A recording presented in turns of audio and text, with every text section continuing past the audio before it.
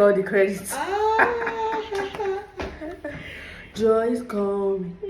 I'll share it with you, Sha. Say it to me now. No, I'm supposed to be reading. Yeah, read. I'll share it with you. Anyway, I have different types. This book I am starting to read. I was thinking of probably starting like later. But I'm like, okay, why not just start right now? Enjoy. I want to read it to you just so you know. Yeah. Show your work. 10 ways to share your creativity and get discovered. A book by Austin Kleon. Anyway, let's do this. Wow, I like the font. Oh my goodness, like I'm starting to read and then you're giving me this amazing kind of book. Bruh, I don't think I'll ever want to read any other kind of book. There's not this kind of book. But yeah, let's get right into it. Oh, table of contents, no fine thing. Learn to take a punch. Is this okay? This is a quote for artists. Problem to solve. For Kuyemo. Problem to solve the great. Oh my God. This is how this book really is in real life. Is it that I want to buy a fake book? But okay, I think I guess it. For artists, the great problem is to solve. For artists, the great problem to solve is how to get oneself noticed. Honoré de Balzac.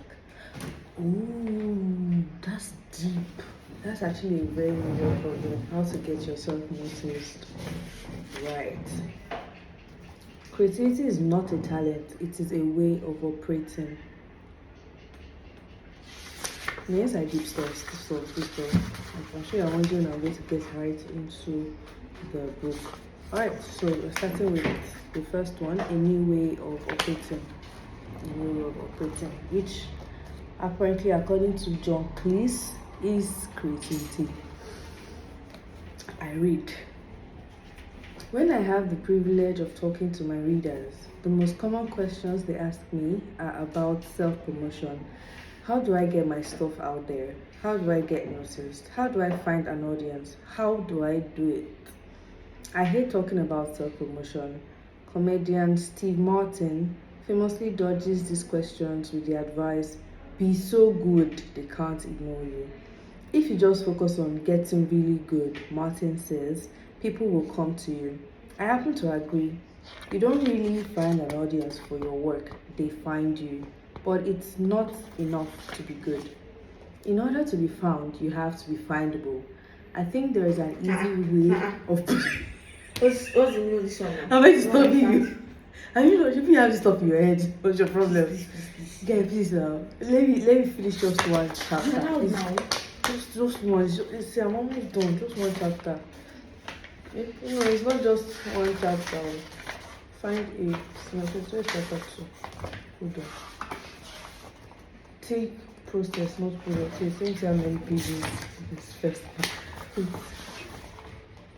6. Jesus.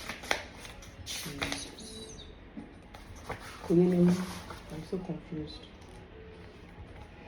A new way of operating. Oh, page 1. Oh, actually, that's not the beginning of the book. That's not the beginning of the book. A new way of operating is probably like a prologue. Are we? What's it called? It's not a prologue, right? But yeah, it's like this prologue that we're going to use this morning. Yeah, it's prologue that we're using. Prologue only. So I'm going to continue. In order to be found, you have to be findable. I think there's an easy way of putting your work out there and making it discoverable while you're focused on getting really good at what you do. Almost all of the people I look up to and try to steal from today, regardless of their profession, are built sharing into their routine. These people aren't schmoozing at cocktail parties. They are too busy for that. They are cranking away in their studios, their laboratories, or their cubicles. But instead of maintaining absolute secrecy and auditing their work, they are open about what they are working on, and they are consistently posting bits and pieces of their work, their ideas, and what they are learning online. Instead of wasting their time networking, they are they are taking advantage of the network. By generously sharing their ideas and their knowledge, they often gain an audience that they can then leverage when they need it for fellowship, feedback, or patronage. I wanted to create a kind of beginner's manual for this way of operating. So, here's what I came up with: a book for people who hate the very idea of self promotion, an alternative, if you will, to self promotion. I'm going to try to teach you how to think about your work as a never ending process, how to share your process in a way that attracts people who might be interested in what you do, and how to deal with the ups and downs of putting yourself and your work out in the world.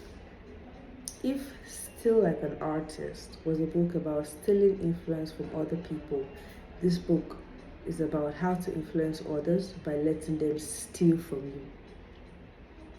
Imagine if your next boss didn't have to read your resume because he already reads your blog. Imagine being a student and getting your first gig based on a school project you posted online. Imagine losing your job but having a social network of people familiar with your work and ready to help you find a new one. Imagine turning a side project or a hobby into your profession because you had a following that could support you. Or imagine something simpler and just as satisfying: spending the majority of your time, your energy, and attention practicing a craft, learning a trade, or running a business, while also allowing for the possibility that your work might attract a group of people who share your interest. All you have to do is show your work. And that'll be all for today. We've just read the prologue. I don't know, I think it's prologue it's called, just that first part before the beginning of the book. So the next part we're going to be reading is the chapter 1, yeah, which is You Don't Have to Be a Genius. Thank you very much.